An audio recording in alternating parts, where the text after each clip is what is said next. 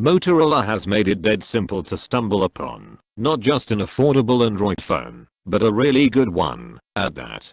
The new Moto E4 is no exception, and at the low cost of $129/£129/AU$199, it honestly had me fooled that it wasn't gunning for the mid-range alongside the Moto G5. It's easy enough to see why I was mistaken.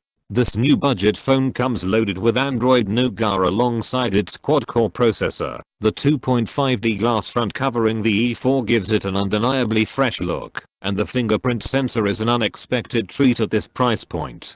Finally, add in a few crowd pleasers like Google Assistant, a removable battery and microSD support, and you've got the makings for what seems like a robust mid-range option on paper. While other competitors like the Blue R1 Plus are encroaching on its territory, Moto's latest shows that its unwavering focus on value and pushing the design and software capabilities to the maximum place it a cut above the rest. Moto E4 release date and price. Available for $129/£129/AU$199 unlocked. $99 ad supported via Amazon. Works on both GSM and CDMA carriers, covering AT&T, T-Mobile, Verizon, Sprint and more. The latest budget phone from Moto is available now at Verizon in the US for $69.99 on a prepaid basis. If you snag that model, it'll be tied to that network for a year, or until you make $75 in payments.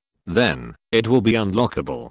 The phone is also available unlocked from the start for $129/£129 from Amazon, Newegg, Best Buy, B&H, Fry's and Motorola's website. Moto tells us that, like its previous budget phones, an ad-supported E4 will be available subsidized through Amazon in the US for $99. No matter where you choose to purchase the E4, it supports both CDMA and GSM signal, meaning that carriers like AT&T, Sprint, Verizon, T-Mobile and other MVNOs will work out of the box. Design. Slick glass covered front looks high-end. UK gets a metal back, but the US version is all plastic. Consistent in design with the Moto G5. Affordable smartphones are better than ever. Not only are the specs fairly respectable on the whole, but design cues from the high-end range of smartphones have seeped in, making cheap phones not look so cheap. The Moto E4 impresses off the bat with its slightly curved 2.5D glass panel, melding into the all-plastic chassis almost seamlessly. The small lip at the display's edge where the glass transitions to glossy plastic breaks the illusion a bit, but it doesn't impact its smooth feel in the palm.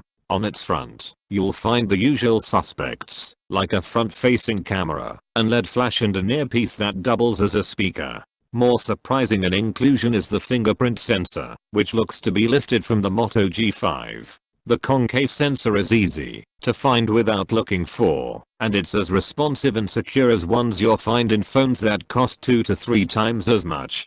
Around the phone sides, you'll find a 3.5mm headphone jack, a micro USB port for charging, and combo of volume rocker and notched power button along its right edge. The phone's rear will look different depending on where you live. In the UK, you'll be treated to an all-metal body, which gives it a more premium look. In the US, it's made up of lightly textured plastic.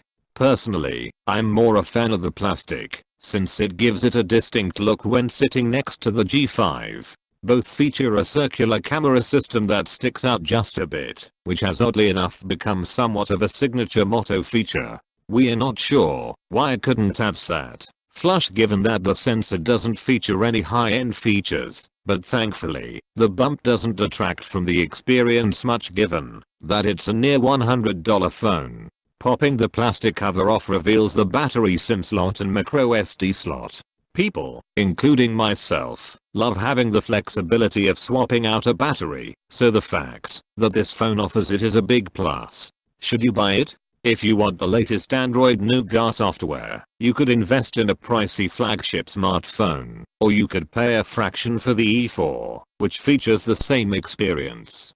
Based on Moto's track record, users will likely be treated to Android O when it releases later in 2017. Equipped with the Snapdragon 425 quad-core processor, the Moto E4 is capable, but not what we'd call a powerful phone.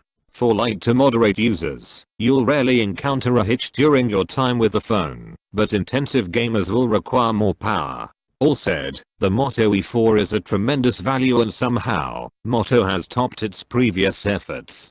Given that the phone is so affordable, this is a reservation-free purchase that will satisfy at every turn.